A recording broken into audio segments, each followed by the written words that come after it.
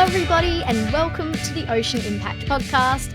My name is Amelia Hell. I'll be one of your co-hosts for today, but as usual I am joined by the main man, Tim Silverwood. Hi Tim, episode 11, how are we feeling? Wow, well, we're almost at the end of the Pitchfest 2021 finalist series. We've got obviously Saathi today, who were first runner-up in Pitchfest 2021, and the final episode, the one you've all been waiting for, was of course the winner of Pitchfest 2021, Sam Elsom from Sea Forest. So thanks for joining us through this whole entire series. It's been a ride. We have had just incredible people on. The conversations have been fascinating. And today we have Kristen and Tarun from Saathi. These guys could be described as overachievers because they're not just Pitchfest finalists. They're not only in our 2022 Accelerator Program, they are also the winners of the Plastic Pollution Spotlight Award, sponsored by Zip Water, who are returning partners of ours and also sponsoring and presenting the Plastic Pollution Spotlight Award for 2022. So that's a mouthful, but that is what we're working with today. Amazing stuff. So good to have Zip back on board. And remember, team, you've got until the 20th of September to get your applications into Pitchfest 2022. And as part of the application, you'll have the opportunity to tick whether you want to also be recognised as a Plastic Pollution Spotlight Award recipient.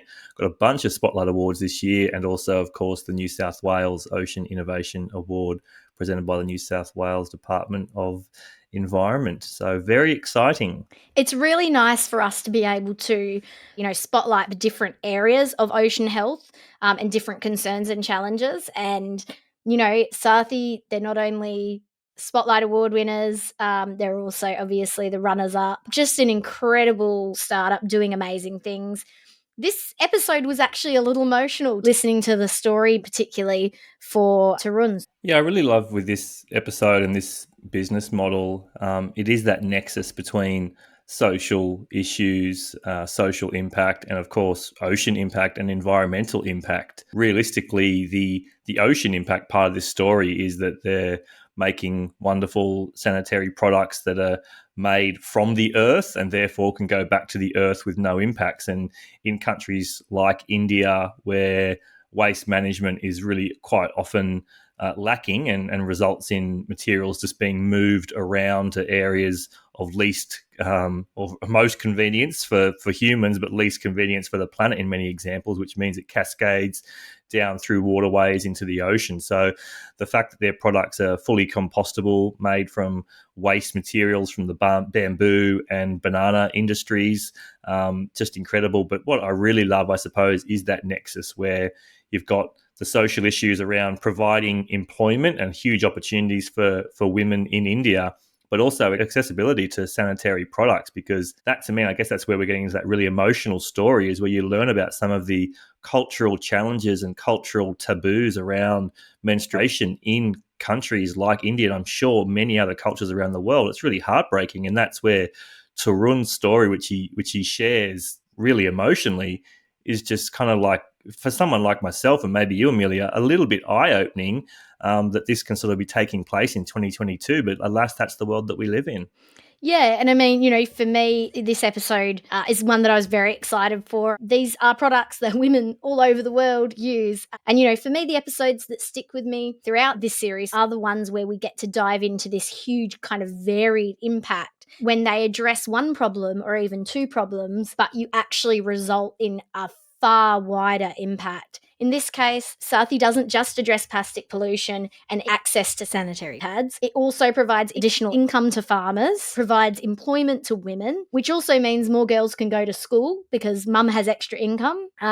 It provides education around menstrual hygiene for safer periods. And hugely, it's truly changing the ingrained social barriers that women face when they're on their period, particularly in countries like India, which again is what Tarun's story delves into, with his mum and conversations with his grandmother. So I think people are going to get blown away when they dive into this business model they refer to as a cradle-to-cradle Robin Hood model, which is a fantastic explanation. Ultimately, you're taking a product from the earth. It's going to return to the earth. It's a waste product because they use the stem of this banana plant. And the Robin Hood part of it, women can buy their pads at a slightly higher price in cities, and that subsidizes pads for women in rural areas.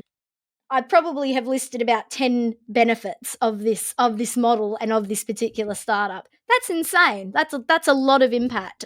Yeah, and just indicative, I think, of what I always try and say when you look at people like Kristen and Tarun and the team at Saathi, like, why on earth would we put any barriers upon these people achieving their greatest definition of success? Something like 12 billion sanitary pads used annually around the world, the vast majority going to be plastic and toxic and not really, good for planet or potentially people in some instances. So I just can't wait to see this business succeed, because their success is planetary success, is health success, is social success. So it just, like you identified, Amelia, it just lights us up at this organisation when you see businesses like this coming to the top, and we just can't wait to see them succeed. Yeah, it's fantastic. People are going to really, I think, be changed actually by listening to this episode. We would love to know, guys, what your thoughts are. If there's part of this episode that you really, really enjoyed, we want to know, DM us on Instagram, leave us a review or a comment. And of course, if you want to follow in Saathi's footsteps and bring your idea to the world, then we highly encourage you to apply for Pitchfest 2022. And you can do that at ocean-impact.org/Pitchfest 2022 and enjoy the episode. Thanks, everyone. I'm extremely excited to have on the Ocean Impact podcast today Kristen, Kagetasu, and Tarun Bothra from Saathi. How are you both today? Very good. Thanks. Amazing. How about you?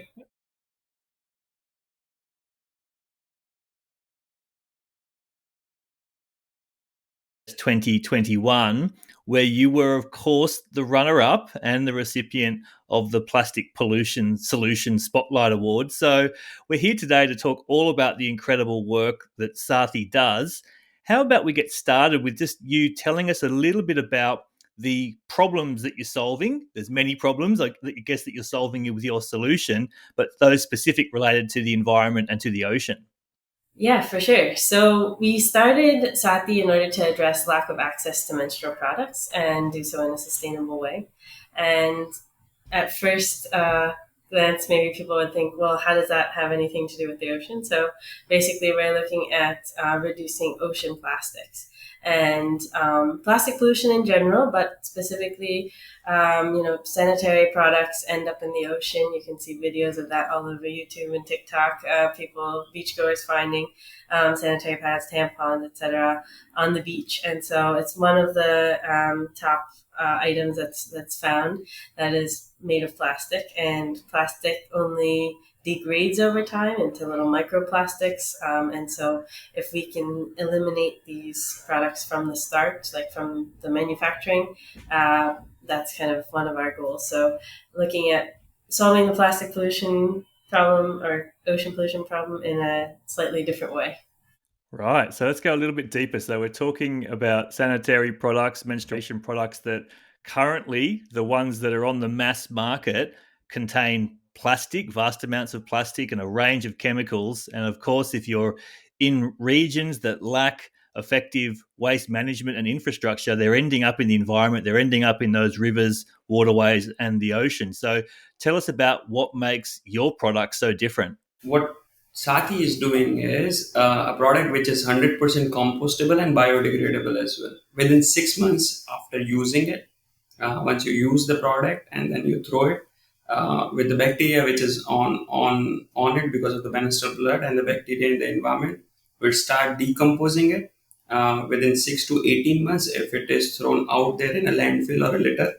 But if you compost it, you will start seeing it degrading after 7 days, and it would take some more time, up to 30 days, to see a proper composting and a proper compost. and by the end of third month, it will be properly composted. So it will turn into a manure where you can utilize it in your garden, or you can just throw it out there as a compost, which would not give harm environment in any adverse way whatsoever, because all the composition of our product are natural, like banana fiber, which is a fiber coming from a tree, bamboo fiber, and similar fibers from nature. So that's how we are different when it comes to product. Love it, guys. The circular economy in action. So take us back then to the origin story of Saathi. How did you two come together? How did the team form? And how did you come up with the concept and a business model that would allow this business to succeed? Yeah, so we basically were kind of looking at how we could address lack of access. That's where everything started. So in terms of lack of access, the majority, particularly focusing on India, so the majority of women and girls that lack access are in rural areas. And when we are I've been to various villages across India and seen kind of the different conditions. And one of the common things is every village is different, but one of the common things is that they don't have a landfill or any waste infrastructure because it's a small community. And basically at that point, then the trash goes pretty much wherever the community has designated themselves. Else, if it doesn't get in that area, then it might just be kind of on the side of the road or like in any other place where they're just like, okay, no one lives here, and that sort of thing. So seeing that, it was kind of one of those things where we wanted to address lack of access. We wanted to bring these products like sanitary pads into the villages, but at the same time, we didn't want to create another problem or create a plastic pollution problem. And we saw this as something where we looked at all the other kinds of solutions that people were creating out there in the market and focusing on distribution or focusing on producing low quality, maybe very, very cheap plastic pads that weren't very functional. And so we wanted to have function, we wanted to have access, we wanted to have pretty much everything. So we kind of went back to the drawing board, and originally we had kind of a machine model, like a distributed manufacturing model. And we went back to the drawing board and said, no, this is, we should be able to do better and see if we can make our products completely biodegradable. So it took us about a year and a half to kind of sort that out, make the prototypes, make the, do the like bench testing and everything, and eventually set up our own factory as well. Okay, we just had a little technical glitch there, but Kristen, you were saying about transitioning the business model. Yes. So originally we had started with more of a distributed manufacturing model. And so when we were looking at kind of the different models that were out there, we really wanted to see where we could add value and how we can make a difference. And looking at some of the other models where they're focusing on distributing very cheap, low quality plastic pads, that was going to cause a huge waste problem, and they're not functional. So we really wanted to see where can we kind of have the function, have the accessibility, and also not impact or not contribute to the plastic pollution problem. And so this is something where we had to go back to the drawing board and rework the product, see how we could replace all the layers of the product, and it took about a year and a half to kind of figure that all out. And then we had to start setting up a manufacturing unit for the same. So all in all, like the first couple of years was really into kind of all of the understanding, where we could add the value, how do we set this up, and building our manufacturing unit, and making sure our business model was able to have as much impact as possible. When it comes to what's our business model, we would like to call it a cradle-to-cradle Robin Hood business model. There are two reasons why we call it that way. Cradle-to-cradle, definitely because it's completely circular in terms of its positioning, and it is based out of circular economy and follow it through and through. where we take our raw materials and all the materials which we require to produce these products from agricultural byproduct and waste, which is banana fiber and bamboo fiber, which farmers throw away after the crop is harvested because it's waste to them, and for new tree to grow they have to do it from the root. So the stem goes to waste, which we harvest and take the fiber from. Now, for the same, we are paying the farmers, so we're generating economy over there and upcycling a raw material which would have gone to waste, instead of growing something just for the purpose of producing this product. Then we take this raw material and process it with a very special trade secret technology, I would say, where we are making sure that it is converted into highly absorbent material.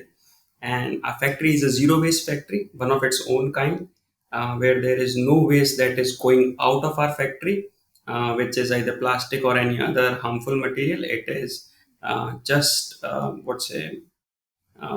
banana and the other organic material, which would go back to the landfill or the nature, and get it together, convert or be one with it, because it is from nature. And our factory is completely women operated, so we employ women to make this product because it's a product for women by women. That's an ideology which we like to follow and empower women in getting jobs as well. And then when it goes to a user, where we're selling in urban areas, we are selling it as a product which is greener, good for their health, and better for them, and also environmental friendly. And every time when somebody buys a product in urban area, we donate one in rural area. That's why we call it a Robin Hood business model as well. We take it from those who can afford it and give it to those who can't. So we are balancing that situation out, where one sister in urban areas can help another sister in rural areas, or one girl in urban areas can help a adolescent girl in rural areas who is going to school and should be able to get the full opportunity to live up to her potential, and should not be stopped just because of not having a small product which is sanitary napkin in her life. And then eventually when these users use it, they throw it away or compost it, so it goes back to the nature where all it started, where we were sourcing banana fiber from. So it's completely circular in nature and has its own social economic benefits, where it comes to farmers, women who are being employed, women who are selling it in rural areas, women who are using, and women who are getting it for free. And the environment, where the government has to not clean the waste after the product is being utilized. It really is fascinating. I'm just sitting and listening to this seeming perfection that you've been able to crack the code with so many elements to your business. And it really is no wonder that you are so celebrated and do receive a number of accolades. And we'll get to some of those key achievements a bit later on. But I'd like to maybe just go a little bit deeper into the two of you. This is a fascinating business led by fascinating people. Let me understand and let the listeners hear a little bit more about your personal why. Why have you created something which is so beneficial to people and to communities and cultures and, of course, to the planet? What is it that motivates you? Maybe, Kristen, you want to go first? Sure. Yeah. So I think the first time I came to India was actually through a college program that I was doing. And I got to work with an NGO in the Himalayas in Uttarakhand. And I had a chance to work with a community there and develop these. Actually, it was all natural, like locally sourced crayons. So it was kind of, looking back, maybe it was also a sustainable product in a way. But basically, we were looking at how we can kind of use the local materials. They were already making textiles, dyeing textiles. And so they wanted to use the leftover pigments to make crayons. And so that's kind of, again, upcycling in its own way. And that whole experience altogether kind of made me very much interested to come back to India. but not necessarily knowing exactly what direction to take at that point.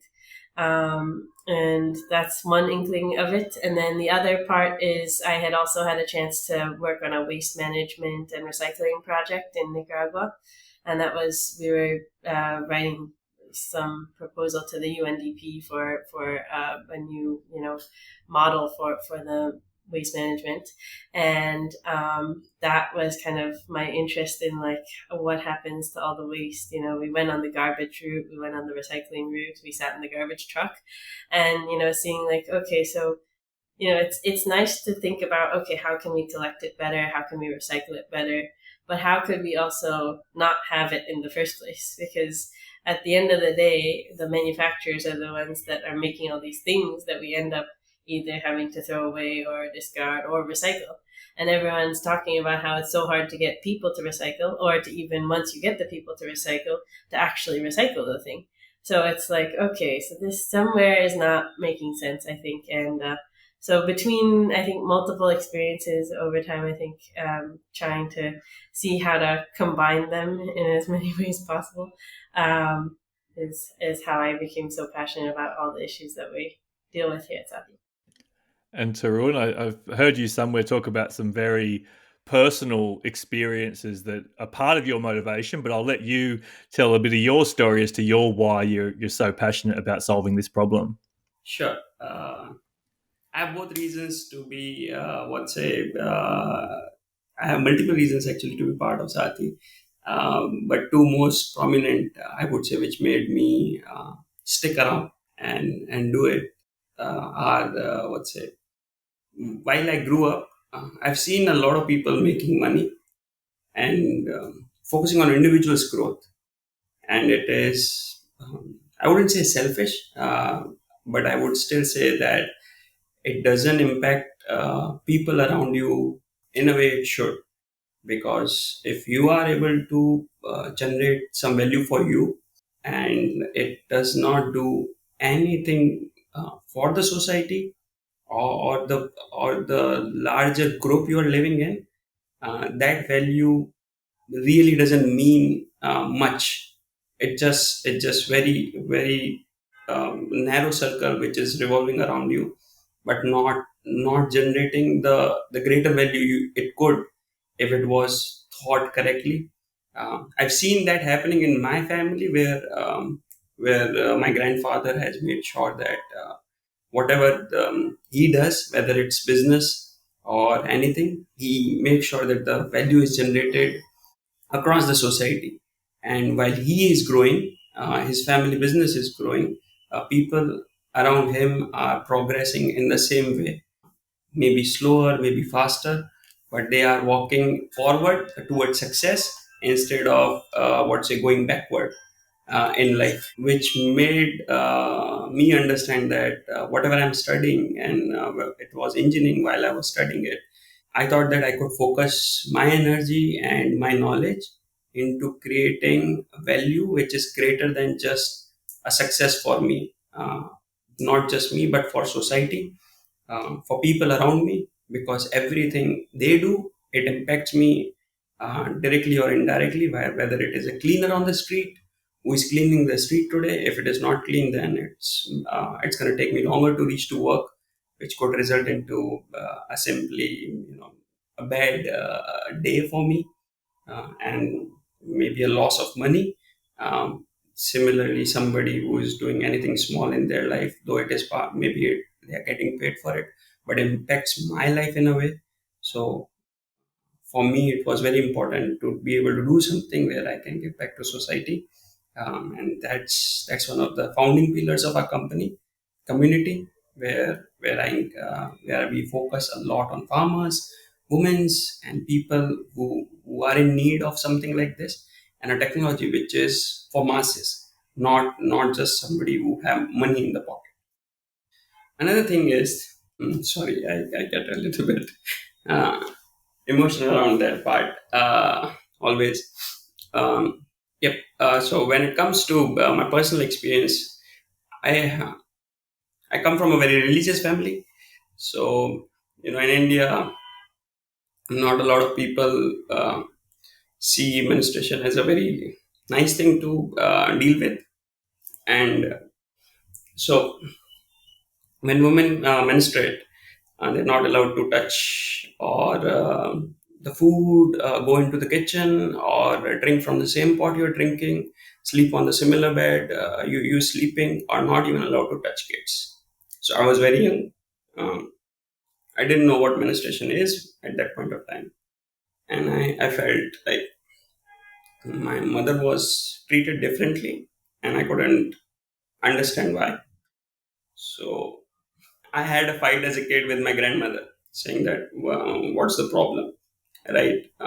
Why can't she eat with me, she feed me, or play with me while few days of a month every time? And it's just weird for me. And then she told me that, she is on periods, which for me to understand at the age of 7 was different and I would say difficult. That why? Because I used to go running around and I had nosebleeds, and I was stupid enough to tell her that okay, so I also bleed. It's hot out there, so I bleed, and so why do I get to touch everything and she don't? She tried explaining me it's different, but then she realized that it is unfair for a kid to be away from mother, or also unfair for a woman to be treated this way. So my grandmother fought for it in our house, and I never saw it ever again. So I grew up in a family and an environment where it was not a problem for me. But when I grew up and I started this company, this story was told to me by my mother. So I was not aware of that. I was too young to remember it. And then when I heard her saying this, yeah, so she made me promise that I would make my best effort not this to happen to any other mother or a kid. So yeah.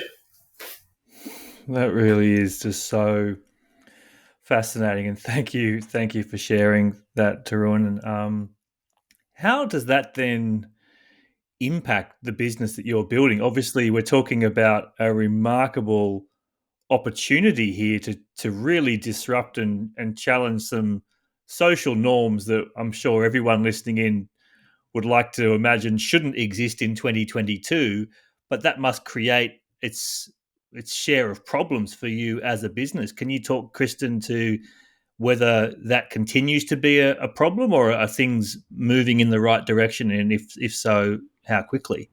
I think when we started, we really we saw.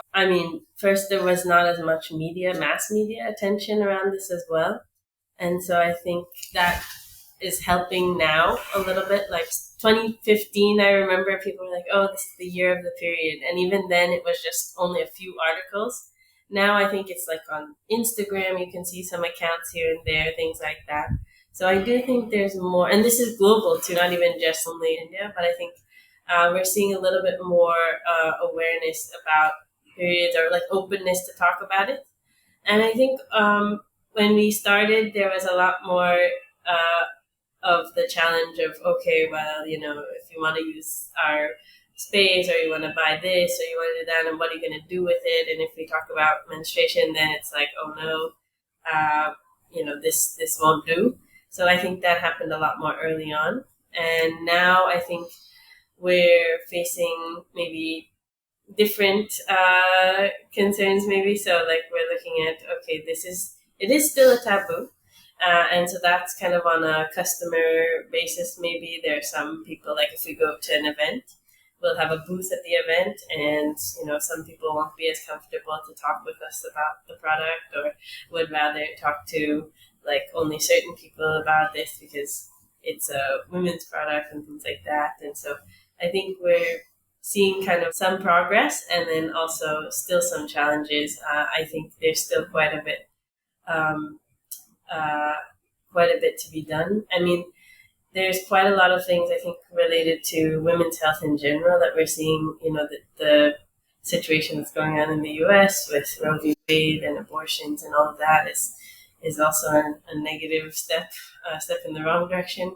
So I think we're seeing kind of a lot of agitation, and we're trying to push what we can in the right direction, and trying to band together with others who are also pushing it in the right direction as well. I mean, I think we've seen in terms of stories, like one of his favorite stories to tell is we've seen kind of the when we go to events, that's where I think the most raw experiences happen. So you can have the experience of a bunch of middle school boys just come to your booth and they're like, oh, what's this? Just out of curiosity. But as soon as you say the word, oh, it's a sanitary, and then they start giggling and run away. So you have that, which I think is normal anywhere. It's not just India, of course. This is just a normal, maybe middle school boy kind of reaction to sanitary pad. And so then at the same time, we've also had great experiences. And I don't know if you want to tell her. Yeah.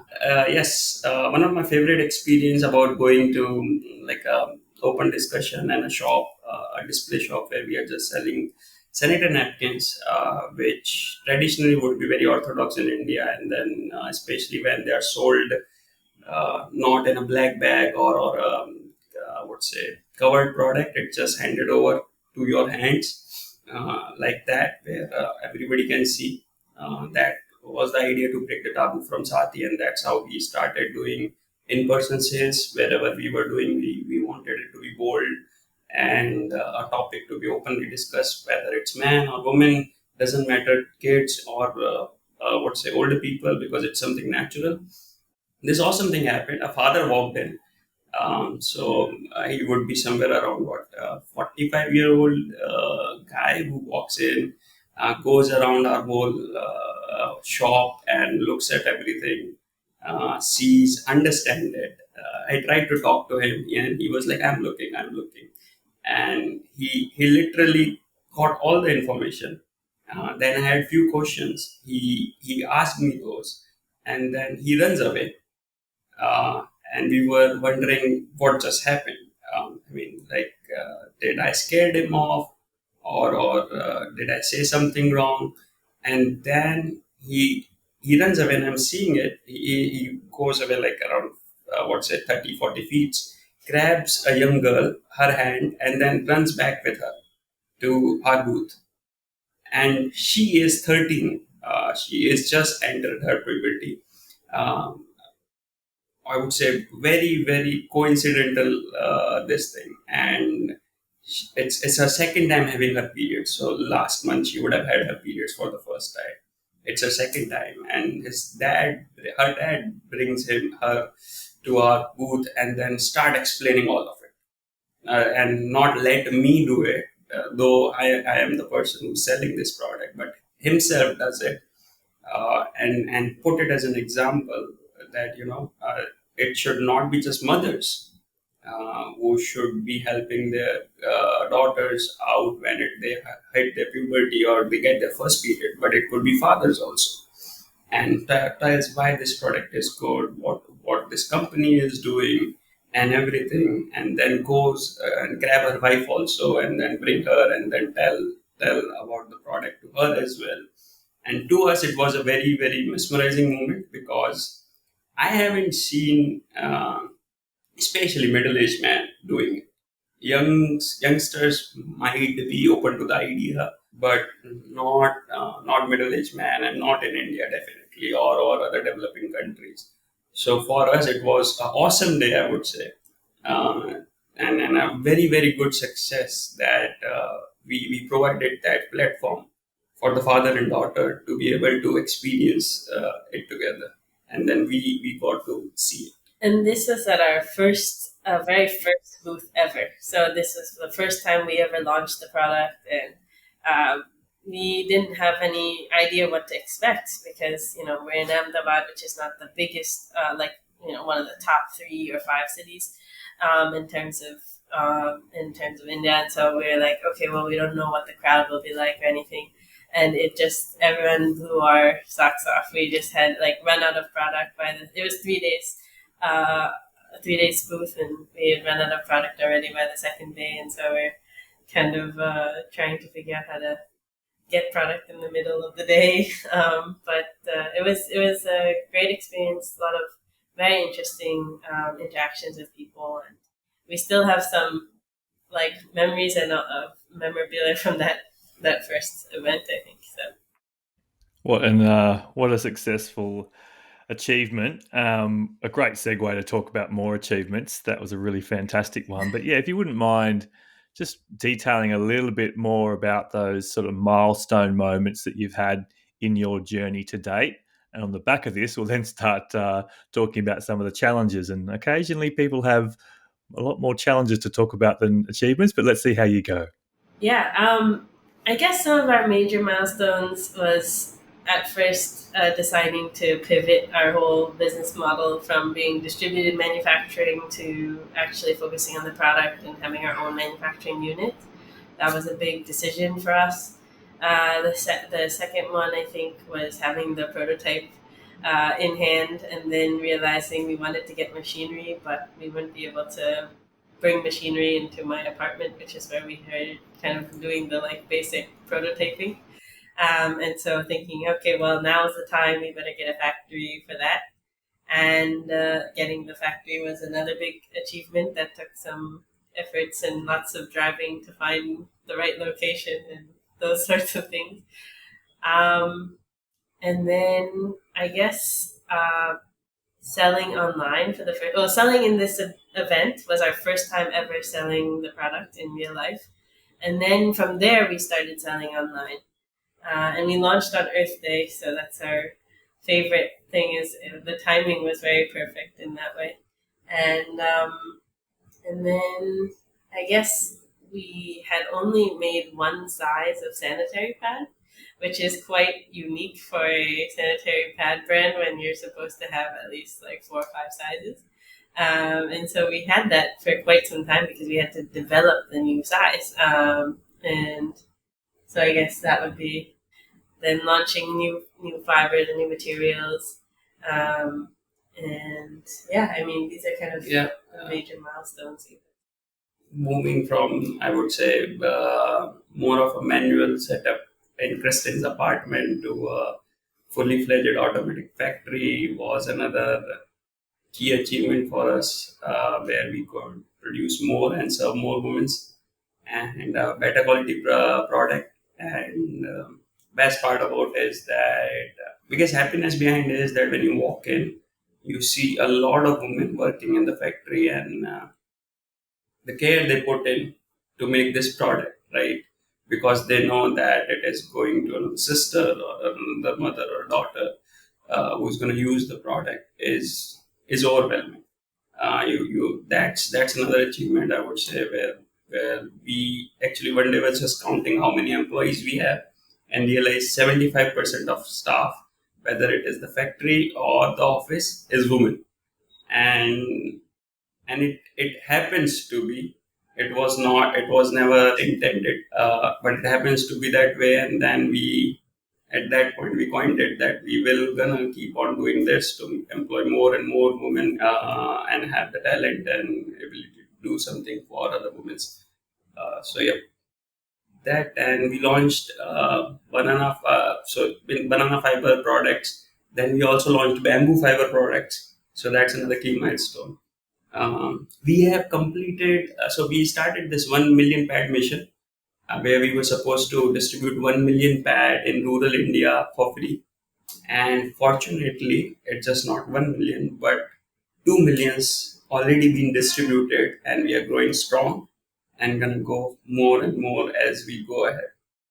I just want to add 2 stories if there's time. One is that with the ladies at the factory, one of the stories they told us is now that they have this income. It's a disposable income, but they're able to send their daughter to school. So this kind of impact is like we measure quantitative impact, and we have the metrics that we measure, and they're associated with the UN Sustainable Development Goals. But these kinds of qualitative things, like I don't know how do you kind of measure that.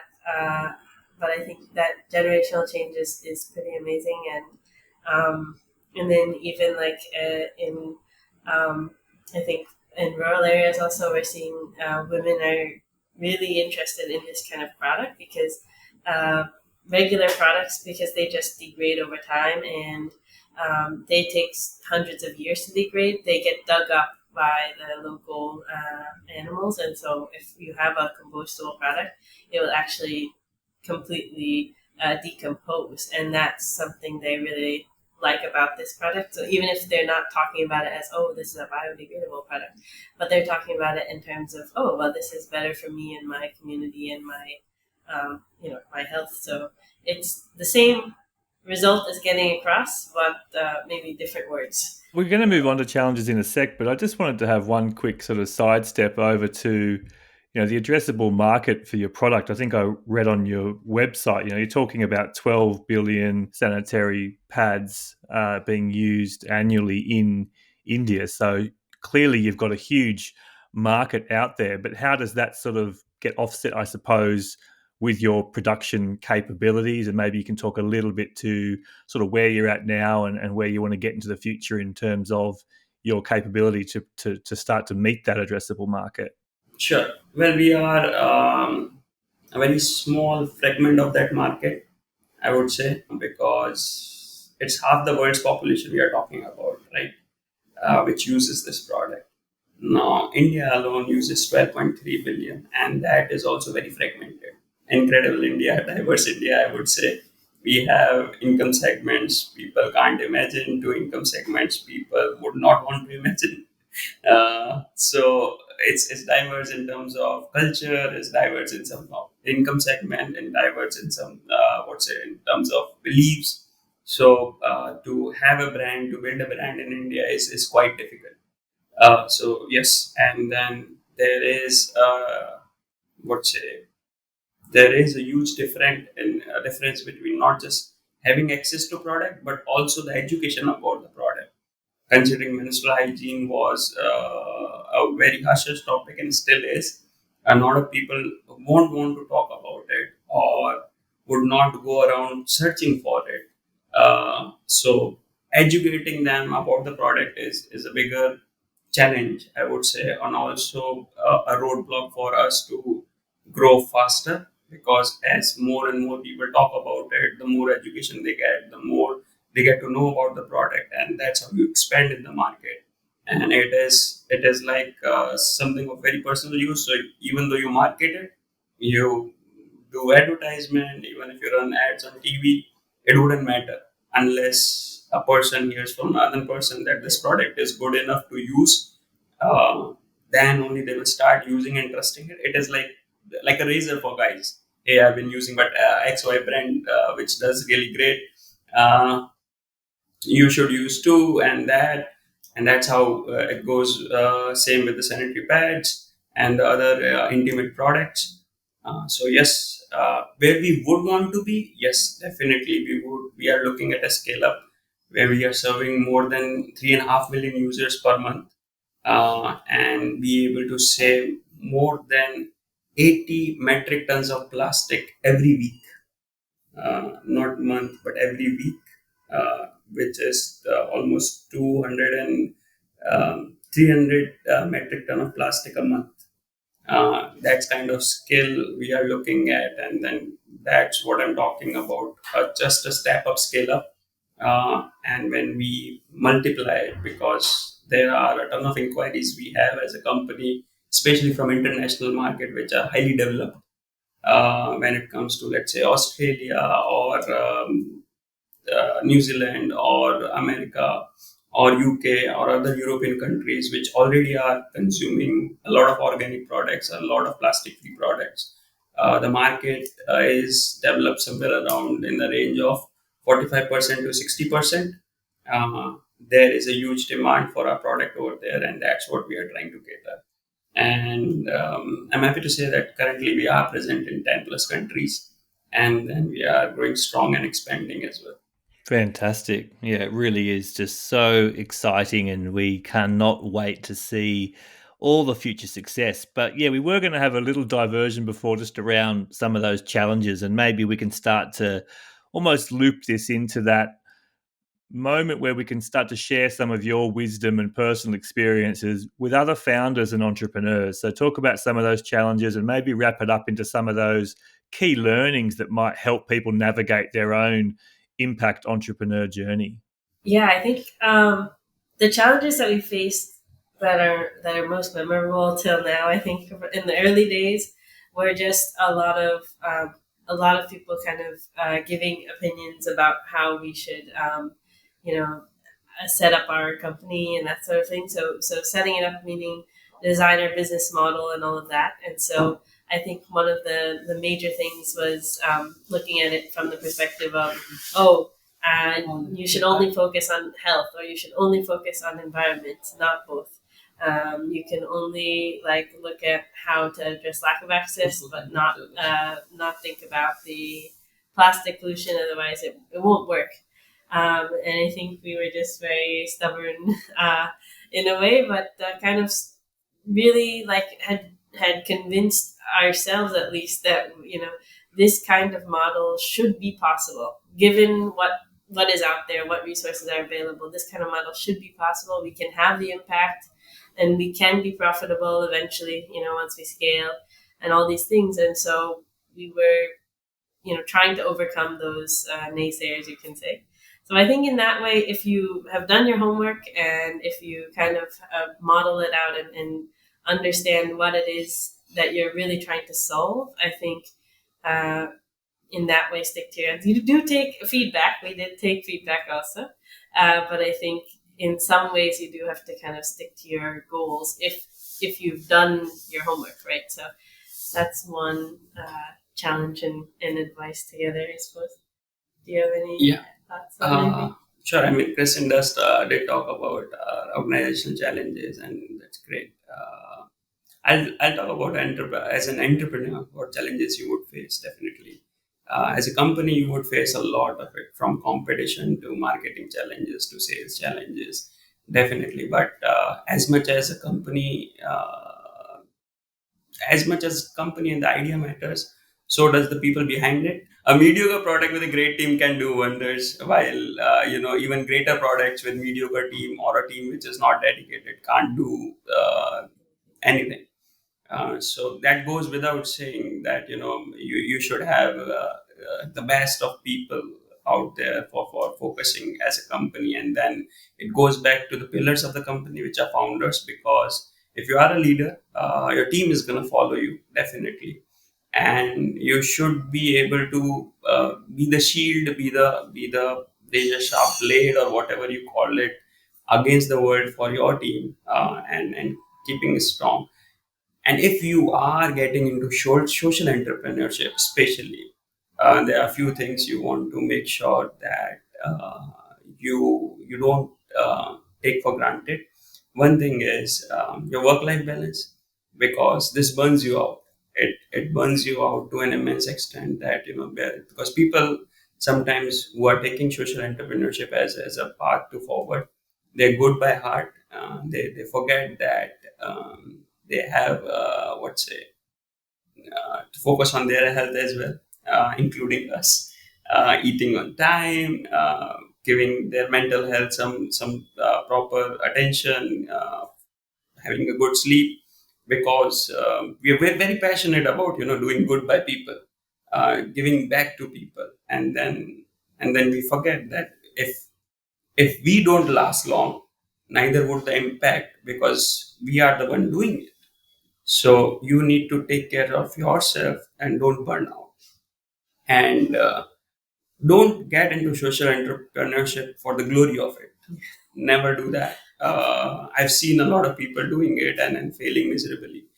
Or being disappointed. Being disappointed, you will get your glory in due time. Focus on what you started. Why you started it, and continue to do it in your wholehearted way and passion, and eventually you will reach there. The glory will be there. Don't get blinded by it. People will take your name, you will be famous, but always focus on what you wanted to do and take that forward, because glory is a byproduct of it. What was your main mission and vision has to be the focus of it. then yes, sometimes you will hit rock bottom. And when it comes to social entrepreneurship, it is several times, because you will be disappointed in other companies, people, uh, challenges in life sometimes, that why you need to do all this to save this world, or this do good to people. Hang in there.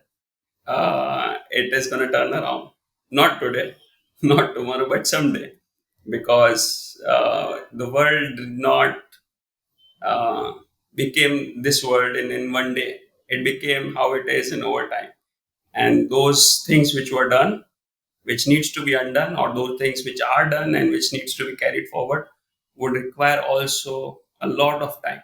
Maybe this won't happen in your generation, but you leave such a platform that your next generation should be able to carry it forward, all that good work which you have worked on. Don't lose hope, and don't get uh, sad about it, and leave it in the middle. Continue to do the good work. There are other people like you out there, and we are there in your support.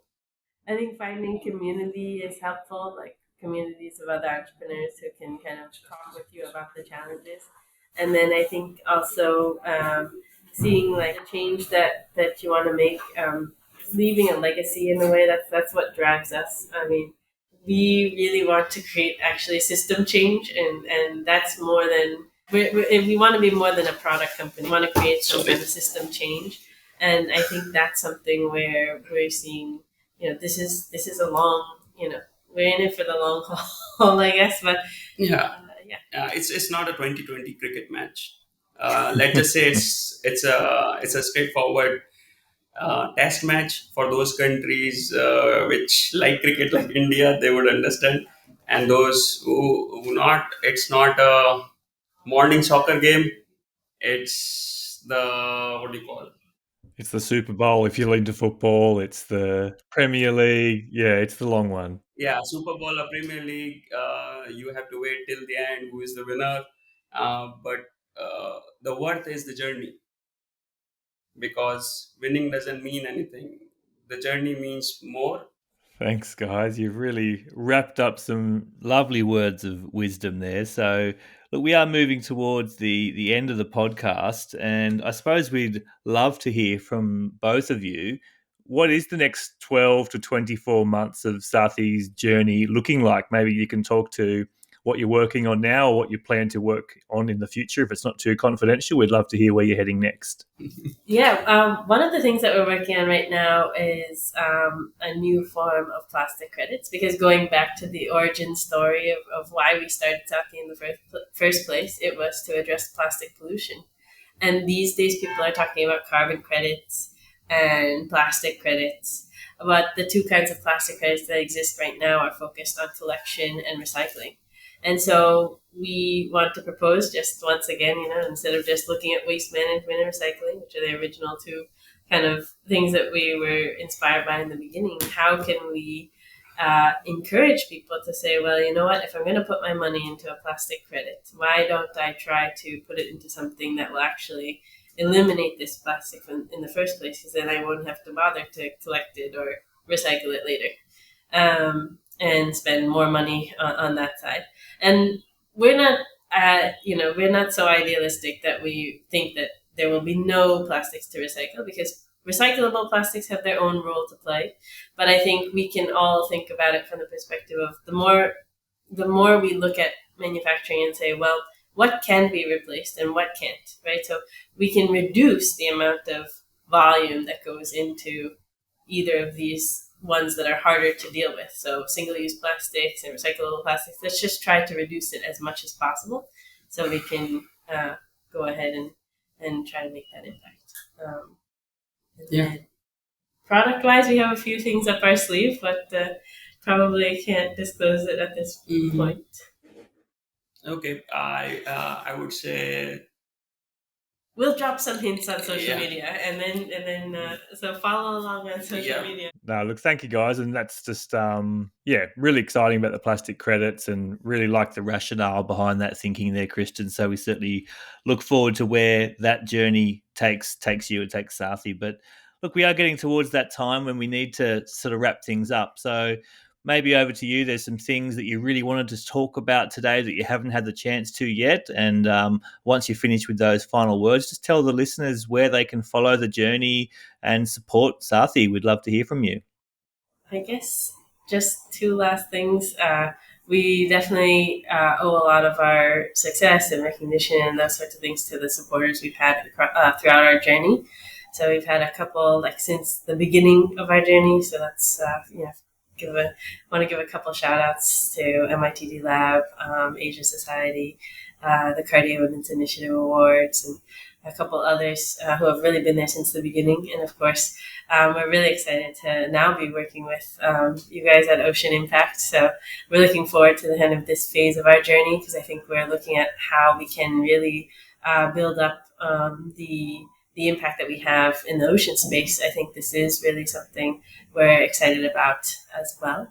And I think one other thing I didn't get to mention about the future plans, I guess right now we're in the process of scaling up. So we're looking for funding partners that believe in the vision, the mission, the system change that we want to create, and want to work with us and partner with us to create that change. And then, and in terms of our social media, where to follow us, we're on most of them: Facebook, Instagram, LinkedIn, Twitter, and YouTube. And all of them are at Saathi Pads. So. From me, I would simply say go bananas for saving the Mother Earth and a better place for everyone out there in the world. Definitely women's health. And keep it real. Keep it real and go bananas. Look, thank you both so much for your time and for all that you do. It's absolutely wonderful to get to know you and work with you. So we wish you all the best. Thank you. Thank you.